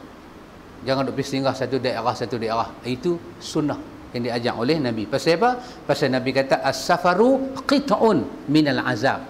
Nabi kata musafir tu satu potongan daripada penyiksaan. Siapa tersiksa? Keluarga kita. Suami keluar, siapa paling bimbang? Isteri. Itu satu penyiksaan. Qit'un minal azab. Dia satu potongan daripada penderitaan. Anak-anak duk telefon mai, habis kita angkat siksaan orang ni, terus kita balik sampai rumah. Bini kata lega lah abang balik, 2 malam duk tidur seorang bunyi macam-macam. Bini kita kata orang perempuan biasa lah gitu kan, kita ada dia maki kita tak ada dia sayang kita. Itu orang tua kata kalau sayang isteri tinggalkan pasal dia sayang. Tapi ambil tinggal tak balik tak boleh lah. Macam kawan saya cerita, dia sakit. Kata dia menikah baru kan, kata mana orang perempuan lama, kita perempuan lama masuk maraton. Kata masa tu dia sakit, perempuan lama kata abang masuk maraton boleh tak? Kata boleh lah. Dia kena mini stroke. Bini dia kata nak masuk maraton, dia pun bagi masuk maraton. Dia pun berimpun ramai-ramai kan, kawan tu tembak dum lari Dia kata bini saya masuk maraton, dia tu pun tembak, dia lari sampai lah, tak balik-balik punya joh dia punya maraton. Kesian kat dia. Dia kata joh sungguh dia tu lari. Dekat 6 tahun punya lari tak balik-balik dah dia kata. Punya joh, itu nama dia larian maraton. Jadi kita tak usah buat maraton dah lepas ni. Balik bagi awal. Balik, habis musafir tu, habis kerja, tidur, hilang mengantuk, start kereta, balik terus sampai rumah. Balik terus lah, jangan sampai tak semayang pula tengah jalan. Yang tu boleh berhenti semayang. Ni duk kira balik terus sampai semayang tak terus. Tak. Macam biasa, tapi jangan duk masuk di arah lain. Depa kata ada jualan murah di Ipoh, singgah Ipoh. Jangan. Balik terus. Balik terus tengok anak, tengok bini semua apa lebih kurang. Baru habang lain. Ni nak pergi Ipoh pula. Habang lain. Dan kalau balik pula tengah malam. Ada pula lagi satu sunnah di bawah ni. Nabi kata jangan duk pergi ketuk pintu rumah. Tengah malam. Jangan ketuk pintu rumah. Bagi dia tidur. Pasal apa? Tengah 2 pagi, 3 pagi pergi ketuk. Bini tak akan kata kita. Dia akan kata pencuri. Duk pergi ketuk. Tengok. Pergi ketuk. Assalamualaikum. Waalaikumsalam. Pak Mat ada? Pak Mat pergi kutip hutang sampai lah tak balik lagi. Kutip hutang. Ni nak habang. Pak Mat tempe accident. Tak, dia memang pergi dengan kereta, pergi dengan basikal, tak naik motor. Tu 2:30 pagi tu pekak aja, dia pekak automatik dia pekak. Kalau dia main habang awal-awal dia dengar. Pasal dia pergi habang 2:30 pagi, bini Pak Mat tempe pun tak dengar. Jadi Nabi ajak sunnah kat kita ni, sunnah, banyak sunnah Nabi ajak. Kita tengok lepas ni, lepas bersih kita tengok pula apa cerita tajuk kita ni. Lagi 1-2 tajuk, kita akan masuk kitab baru, iaitu kitab tentang fadilat, keutamaan-keutamaan. Fadilat puasa, fadilat baca Quran, fadilat wudu, macam-macam fadilat kita akan jumpa insya-Allah. Wallahu a'lam.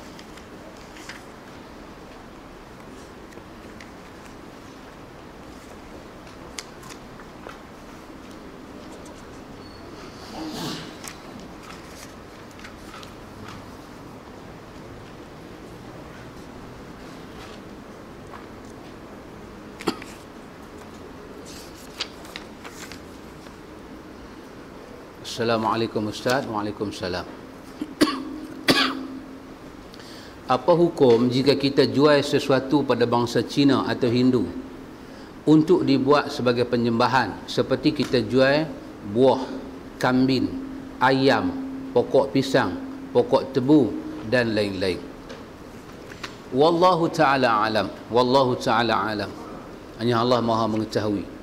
Dari segi kita kata hukum zahir, makasih abang. Dari segi hukum zahir, makasih. Dari segi hukum zahir, menjual sesuatu yang halal adalah halal. Dan dari segi hukum zahir, orang yang kita jual itu dia bukan syarat orang Islam. Kita jual kambing, bukan syarat pembeli kambing itu mesti Islam. Tidak syarat. Dari segi hukum asal, apa dia nak buat? Orang main beli pisau, dia main beli pisau, kita jual pisau, dia main beli pisau, dia beli pisau, tentu kita tahu dia ada keperluan. Tapi tak, dia kata saya nak bunuh orang. Adakah kerana itu kita kena tutup perniagaan pisau? Tidak. Kita jual pisau benda halal, semua orang boleh main beli. Dan masa orang beli pisau, kita tak perlu tahu apa niat dia. Tak perlu tahu apa niat dia dan apa maksud dia. Dia tak perlu bagi tahu dan kita tak perlu tanya. Kalau kita tanya jadi salah, kita keluar daripada peradaban. Hindu main beli tebu. Kita jual apa? Kita jual tebu. Kita jual, kecuali dia main kat kita, Allah aneh. Satu negeri saya pusing aneh. Rumah aneh juga ada tebu. Sana punya tebu tokong tak mau. Sini punya tebu juga tokong mau, aneh. Aneh punya nala punya tebu. Dia habaq lagu tu, kita kata macam, sorry macam, romba nala tank, hampir melekuk bang. Yang tu tak boleh lah. Pasal apa? Dia tak mau tebu orang lain, dia mau tebu kita. Tapi kalau biasa berlaku, dia main beli tebu, dia tak ada habaq apa kita. Cuma kepala otak kita, ni musim dia duduk semayang ke apa ke. Itu tidak melibatkan apa-apa. Tak perlu ambil tahu.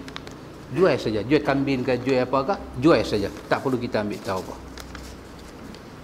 Termasuk pokok tebu, kita jual buah, Kan? Cina dia suka beli pisang. Dia semayang dengan pisang. Pisang betik. Pisang betik nenah. Makin kita reti duk pi apa? Ambil bulu ayam tu duk pi buang habuk di pisang tu kan. Oh, dia suka. Kawan saya jual pisang. Jual betik, jual nenah. Sampai tak semayang. Punya nak jaga bagi Cina semayang, sampai dia tak semayang. Dia punya duk jaga pisang tu. Pasal Cina dia tak peduli mahal. Dia nak peduli pasal dia nak tengok warna kuning tu, kuning mah. Dia nak ambil buat semayang. Jadi satu hari dia tanya Cina tu, orang lain jual 28, dekat dia 32 sekilo, mahal lah kan. Kita pasal you tak beli sana murah beli sini. Mahal tak mahal, ni mau bagi dekat tokong tak boleh kira punya. Saya duk semayang, dia kata abang punya pisang bagus pasal abang pandai duk kipas dia habuk apa tak ada. Kalau semayang doa cepat makbul. Dia kata aku duk jaga Cina semayang, biar aku tak semayang, dia kata. Kita tak perlu ambil tahu niat dia. Kecuali dia main luah lagu tu lah, itu lain bab lah. Itu lain bab. Tapi biasa-biasa jual lah kat siapa-siapa pun, jual lah. Soalan, bagaimanakah cara sembahyang sunat tarawih yang diamalkan mengikut sunnah, dan apakah sama seperti yang dibuat kebanyakan kita setiap 2 rakaat selawat dan selama 4 rakaat baca doa, dan berapakah jumlah rakaat seluruhnya? Wallahu ta'ala alam, hanya Allah Maha mengetahui. Akhirnya kata para ulama, sembahyang tarawih yang riwayatnya sampai pada martabat yang sahih hanya 11 rakaat. 20 rakaat ada riwayat tapi tidak sahih. Yang sahihnya 11 rakaat. Itu sahih. Itu tak payah dibincangkan lagi. Kalau ada orang kata 11 tidak sahih, ini orang yang tak pernah tengok kepada hadis-hadis. Cuma ulama bincang daripada 11 rakaat berapa tarawih, berapa witir, itu dibincang. Pernah Nabi buat 8 rakaat 3 witir dalam jumlah 11. Pernah pula dalam riwayat lain daripada jumlah 11 Nabi buat 4 tarawih baki witir. Pernah pula dalam jumlah yang banyak tu Nabi buat apa? Nabi buat 10 tarawih 1 witir. Pernah pula dalam jumlah yang banyak tu 2 tarawih bakinya witir. Pernah. Tapi semayang dia adalah 11 rakaat. Itu riwayat yang sangat-sangat sahih. Bacalah Sahih Bukhari, bacalah Sunan Abi Daud, bacalah mana-mana sunan sekalipun. Maka riwayat yang kata 23 itu riwayat yang dhaif. Wallahu ta'ala alam. Kalau ada orang amal, kita tak kata apa. Tapi kita kalau amal, kita cari yang sahih. Dan dalam beramal itu kita tidak jumpa satu riwayat yang sahih ataupun dhaif ataupun palsu yang menyatakan 2 rakaat baca selawat, 4 rakaat kena doa, tidak ada. Bahkan dalam Sahih Bukhari 4 rakaat Nabi dihiasi dengan tidur. Bukan selawat, tidur tu kan. Kalau kita buat sekali lah kan, memang 2 rakaat landing. Maknanya mangkaknya duk main, dia kata. Maknanya mangkak duk selawat elok-elok lebih tidur. Ni mamak tu dah duk buat gila. Kena pula. Dalam Sahih Bukhari Nabi tidur, Nabi landing. Nah, kok mana main selawat ni? Saya terbaca di dalam apa itu, yang majlis fatwa daripada Saudi. Apa nama dia? Saya tak ingat dah. Dia di antara AJK, Majlis Fatwa Saudi. Apa nama dia? Dia yang sebut dalam fatwa dia, dia kata orang Madinah. Dan ini juga disebut oleh Imam Syafi'i. Bila Imam Syafi'i sebut dalam bab sembahyang tarawih dalam kitab dia Al-Um. Dia masuk ke Madinah, dia tengok orang Madinah sembahyang tarawih 48 rakaat. 48 rakaat. Tidak ada riwayat orang Madinah buat. Imam Syafi'i kata apa? Bagi 20 boleh tak? Tak larat ni. Orang Madinah kata apa? Kami buat 48 ni bukan pasal apa? Pasal orang Mekah, mereka sembahyang 20. Bila mereka sembahyang 20, mereka boleh turun, mereka boleh pergi tawaf. Kami tak boleh tawaf. Jadi kami nak bagi jumlah sembahyang ni tak kurang daripada mereka. Mereka ada Kaabah boleh tawaf. Jadi kami nak mereka sembahyang tarawih dengan tawaf. Kami sembahyang saja tapi dapat pahala tawaf. Maka kami buat 48 rakaat. Ini nama dia ra'yi. Guna otak tapi tidak ada sandaran. Imam Syafi'i kata, tak usah buat 48, buat 23 cukup. Habis dah, dia kata sama macam depa tawaf. Tetapi dia sebut dalam Al-Um, dia kata sebenarnya Nabi buat hanya sebelah, dia kata. Dia sebut dalam Al-Um macam tu. Jadi kita dapat tahulah, yang duk tambah zikir semayang 2 rakaat zikir, ini mai daripada orang-orang Hadraul Maut, orang-orang Yaman. Pasal apa? Pasal negeri mereka bukan Mekah, bukan Madinah, Kaabah pun tak ada. Jadi nak bagi dapat 20 tapi jumlah banyak juga apa dia? 2 rakaat disusuli dengan, dulu dia bukan selawat, dia qasidah. Dulu dia qasidah, 2 rakaat dia buat qasidah. Dia bacalah nazam Imam Busairi semua dia baca. Pasal apa? Nak bagi 20 rakaat tetapi dia punya pahala macam 48 orang Mekah Madinah buat. Maka itu semua pandangan-pandangan yang dilontarkan. Tetapi Sahih Bukhari dan sunah-sunah yang sahih sebut apa dia? Nabi dia rehat antara tu semua dengan tidur. Bukan dengan ni semua. Jadi kita kata macam mana? Kita kata yang sunnah buat 2 rakaat bagi salam. Berhenti sat. Letak ayak seorang sebotol. Minum sikit. Rokok jangan bawa. Letak ayak seorang sebotol. Minum sikit. Bangkit pula, takbir. Buat 2 rakaat. Tenang. Imam rokok, kita rokok. Suasana tenang. Cari imam yang suara dia ada sikit. Dia boleh bawa khusyuk kita masuk. Bagi salam. Rehat sat. Bangkit pula 2 rakaat. Buat lagu tu. Kita tak payah selawat, kita tak payah apa. Pasal apa? Pasal kita sayang dekat Rasulullah, kita nak ikut cara dia. Habis tak seronok lah Ustaz. Pi Pasifik lagi seronok. Pi Pasifik terus lagi seronok. Dundam. Mana boleh kira seronok? Kena ikut cara Rasulullah. Tapi kalau ada orang selawat, apa pandangan kita? Kita tidak ada pandangan. Tapi kalau kita buat begitu. Kenapa tak ada pandangan? Nanti kita bagi pandangan. Bersih nombor 2 kena buat pula. Kan tak boleh. Kita tak mau bagi pandangan. Cuma kita kata yang sunnahnya tak usah selawat, tak usah apa. Tak payah riau. Subhanal malikil ma'bud, subhanal malikil ma'bud.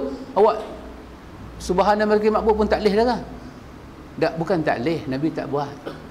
Maksud kalau Nabi tak buat, kita tak leh buat lah. Sepatutnya tak buatlah, Nabi tak buat. Kalau pak hang buat tak? Oh saya tak boleh, pak saya tak buat, saya buat. Itu hang dengan pak, ni kita dengan Nabi. Ikut Nabi, sayang dia ikut dia. Jangan kata sayang dia buat lagu lain, sayang dia ikut dia. Kalau ada orang buat kita tak kata apa. Itu hal orang. Kita tak buat. Ada orang ustaz jadi imam. Kalau pilih ustaz jadi imam, ustaz kata fikir habis dah kah? Fikir habis dah kah? Dan ambil berkat malam pertama. Kata fikir habis dah kah? Ustaz dah tengok Tok Bilal pun duk pegang mikrofon cantik dah. Kalau ustaz semayang, ustaz tak maulah ni semua. Fikir habis. Buat istikharah. Buat semayang taubatan nasuha siap. Pasal apa? Tak kira hampa nak kena teruk. Orang nanti kata hampa bukan. Hampa jadi imam. Orang sunnah ingat. Orang sunnah, dia semayang di masjid yang 2 rakaat ada selawat, dia tetap tidak mufarraqah. Sebab mufarraqah tidak pernah wujud dalam sunnah. Tidak sekali-kali. Tak boleh. Duduk aja. Kita nak raya, kita tak raya. Kita tafakur, ya Allah, kalaulah boleh sembahyang macam Nabi, alhamdulillah. Begitu je. Kita tak kata apa. Tapi kalau suruh kita jadi imam, kita akan buat macam Nabi. Apa satu kita suruh dia fikir 2-3 ribu kali. Fikir 2-3 ribu kali. Kita akan menghidupkan sunnah. Jumlah 11 rakaat. Kalau jumlah kita 11, lepas 11 dia suruh kita sambung, kita bagi mikrofon, Syekh sambung sendiri. Wah, duk buat perangai lagu ni. Dah, bukan perangai. Nabi berhenti dekat tu, aku berhenti dekat tu. Tapi kalau orang buat, kita no comment. Kita tak komen orang buat. Kita buat cara Nabi. Tidak ada selawat, 4 rakaat tidak ada doa, tidak ada apa, bagi-bagi salam, sampai bangkit sembahyang witir, bagi-bagi salam semua. Masing-masing wirid sikit-sikit, lepas tu masing-masing baca doa apa dia nak baca, dia baca doa, lepas tu balik. Buat dengan tenang, bagi rasa nak sembahyang. Bukan kalang kabut, tak mau bagi penat. Assalamualaikum warahmatullahi. Yang kedua tak ada bagi, dengar dah fadlan minallahi wa ni'mah. Baru dengar suara imam, warahmatullahi wabarakatuh. Bilanya Syekh Bilal ni bagi salam ni? Wallah. Dia kan. Jadi tak apa seronok cara gitu. Wallahu a'lam. Assalamualaikum. Waalaikumsalam. Saya dan suami telah didaftarkan untuk ke Tanah Suci 2014. Oh, tak lama lagi lah ni. Bolehkah saya mendapat pertolongan sahabat saya yang bekerja di tabung haji untuk mempercepatkan pemergian saya dan suami?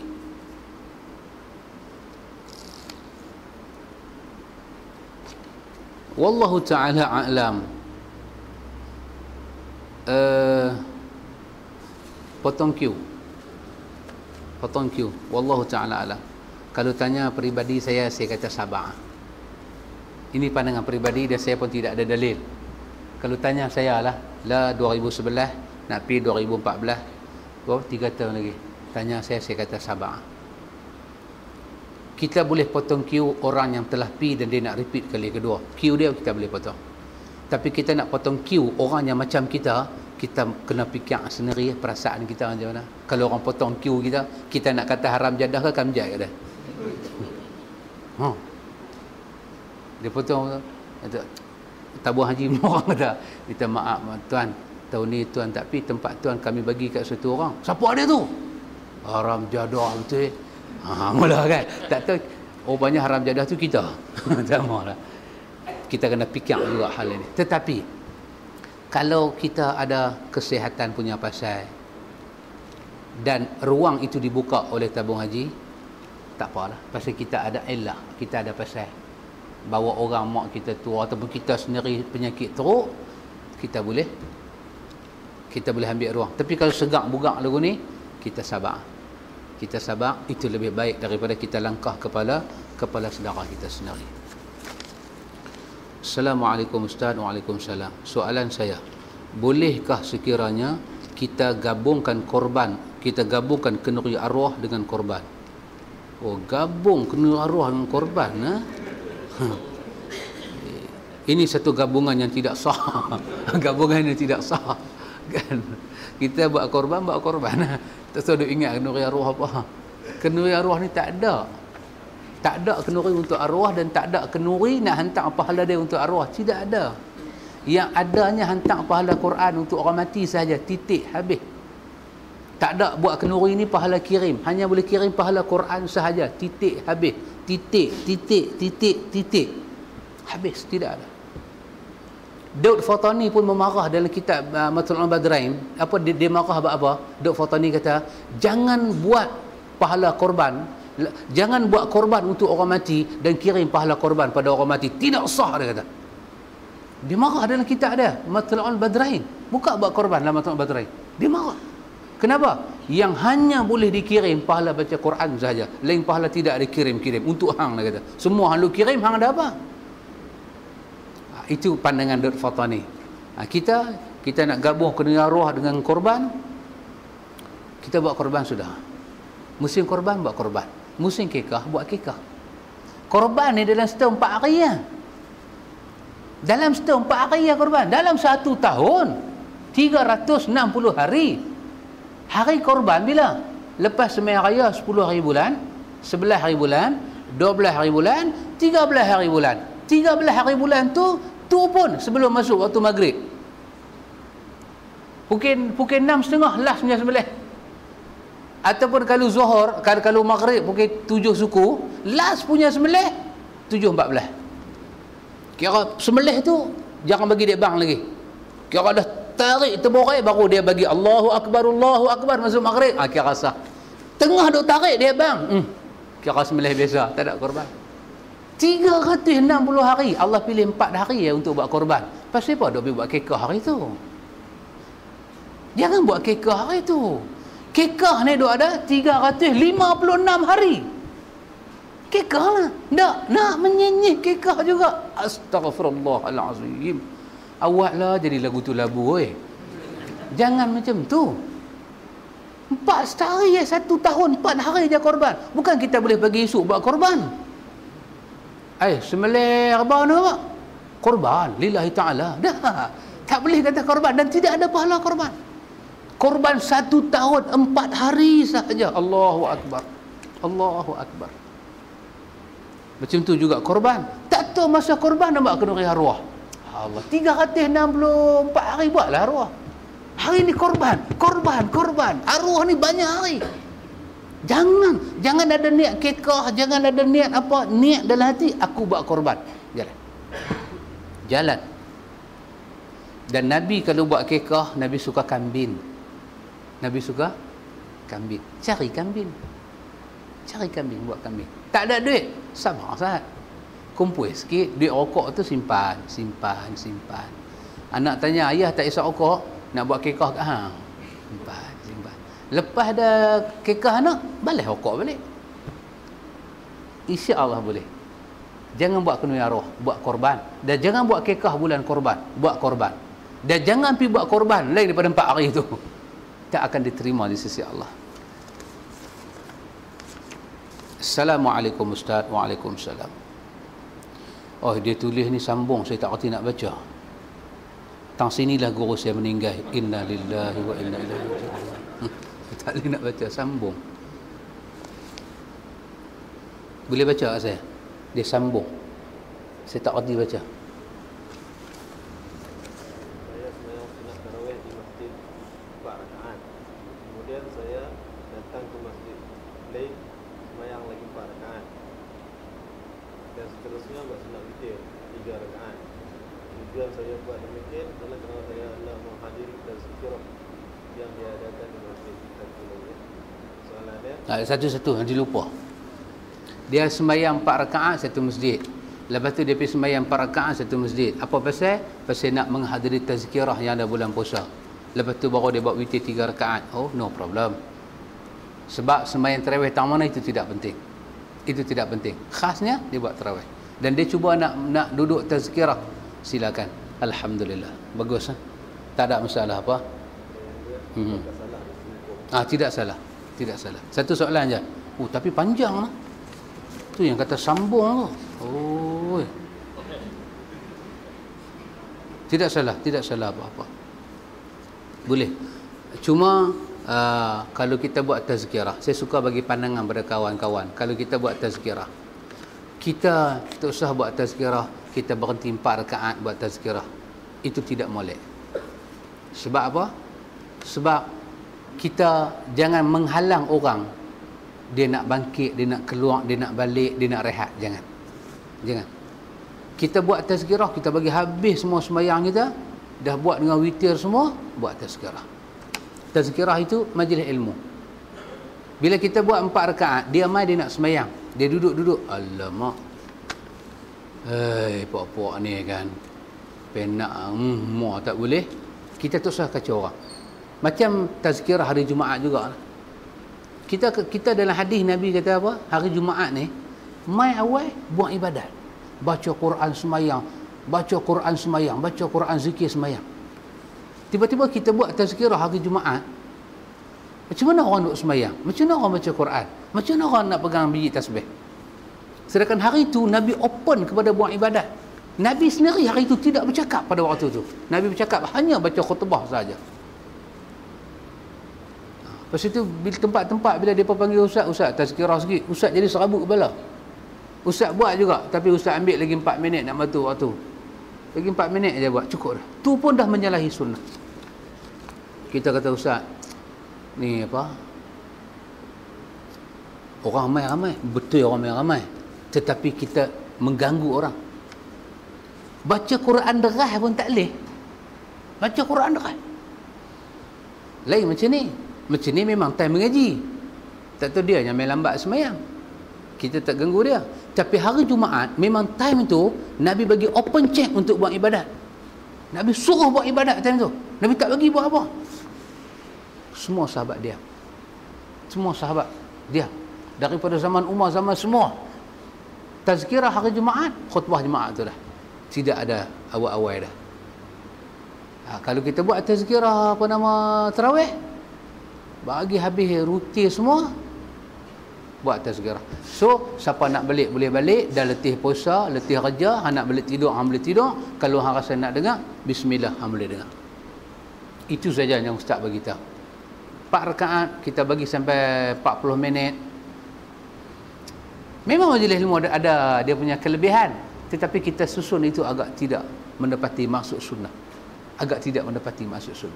Begitu. Wallahu a'lam. Ya, aku salam pakcik. Boleh pakcik.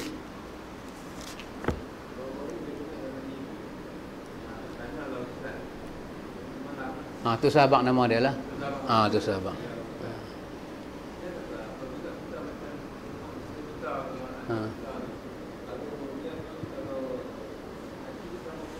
Hati terlampau kekah.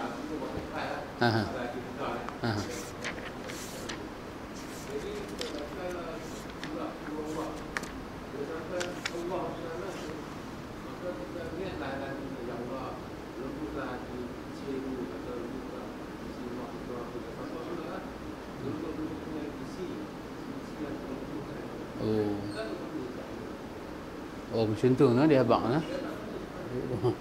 Dahsyat nah.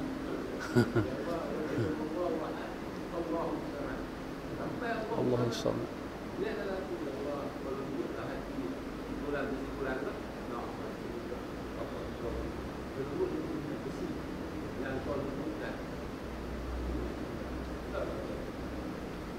Allah Ta'ala alam.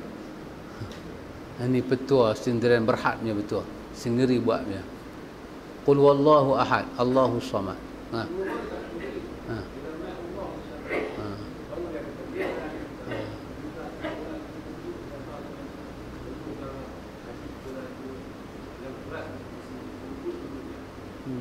Wallahu alam. Tapi cuma apa beza dia? Kalau kita buat kaedah macam tu, apa beza dengan anak kita keras kepala, terus kita tak ada tangan, ya Allah lembutkanlah hati anak aku ya Allah. Hang sangat berkuasa. Hang bersifat dengan latif, bersifat dengan khabir. Hang memiliki kekuasaan ya Allah. Hang mampu melembutkan besi tangan Nabi Allah Daud. Lembutkanlah hati anak aku. Walhamdulillah rabbil alamin. Apa beza yang tu dengan yang ni? Baik yang ni lebih terang cara Rasulullah. Bila Abu Hurairah cerita kat Nabi kan, mak Abu Hurairah ni keras tak mau masuk Islam. Apa Nabi kata? Nabi kata, ya Allah, hidayahkanlah kepada Ummu Hurairah, kepada ibu kepada Abu Hurairah, hidayahkan dia. Walhamdulillah rabbil alamin. Abu Hurairah balik rumah, dia tengok-tengok mak dia pakai tudung putih. Mak dia pakai tudung putih. Dia kata kat mak dia, pasal apa? Mak dia kata, hari ni aku tahu agama Muhammad adalah benar. Nabi tak tanya mak hang nama apa? Nama Rasulullah. Qul huwallahu ahad, Allahus samad. Ya Allah, bagilah Rasulullah pakai tudung ya Allah. Lam yalid wa lam yulad wa lam yakul lahu kufuwan ahad. Ini masalan saja. Masalan saja, contoh saja. Nabi tak buat lagu tu. Kalau kita satu orang keras kepala tak mau tunduk pada hukum Allah, Nabi boleh buat kepada mak Abu Hurairah macam tu kan. Tapi Nabi tak buat lagu tu. Ataupun Nabi tanya nama apa? Sebut satu nama, dia baca qul in kuntum tuhibbunallaha fattabi'uni. Fattabi'uni kan. Dia ikut aku. Yuhibbukumullah. Nabi tak buat. Tak buat. Dan bahkan dari Ibnu Katsir cerita dalam Bidayah wa Nihayah, apa Nabi kata? Ya Allah, muliakanlah Islam dengan salah satu Umar. Muliakanlah Islam. Bagilah Umar Al-Khattab masuk Islam. Terus tak ada tangan. Nabi tak baca Taha ma anzalna alaikal Quran litashqa buhdala ya'fu. Tidak. Nabi tak buat. Hidayah itu sampai. Jadi automatik kaedah itu kaedahnya bid'ah. Kaedah itu bid'ah. Kenapa? Dia memohon dengan cara yang tidak diajak oleh Rasulullah. Tidak ada. Kita tidak buat begitu.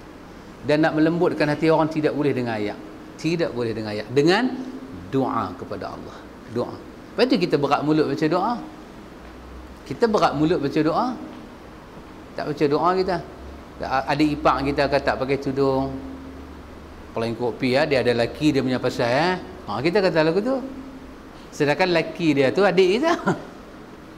Ya Allah, bagilah hidayah satu hari nanti ataupun besok sendiri ya Allah, hang bagi hidayah kat adik ipar aku, hang bagilah kekuatan dekat adik aku, dia boleh bimbing isteri dia kepada jalan hang ya Allah, amin ya rabbal alamin. Kan? Betul tak? Semua cara yang tidak ikut cara Nabi tidak akan berjaya. Kata Ibnu Jauzi dalam Talbisul Iblis, kalau ada cara yang kita buat tak ikut Nabi dan ada hasil, ketahuilah itu adalah talbisul iblis, perangkap syaitan. Syaitan yang buat benda tu, bukan daripada Allah. Jadi kita tersa ikut. Tersa ikut. Hang ustaz ke, hang siapa ke, kita tak boleh ikut. Cara Rasulullah itu kita kena pertahankan. Begitu. Wallahu a'lam. Mudah-mudahan diberkati Allah dunia sampai akhirat. Subhanakallahumma wa bihamdika asyhadu an la ilaha illa anta astaghfiruka wa atubu ilaik.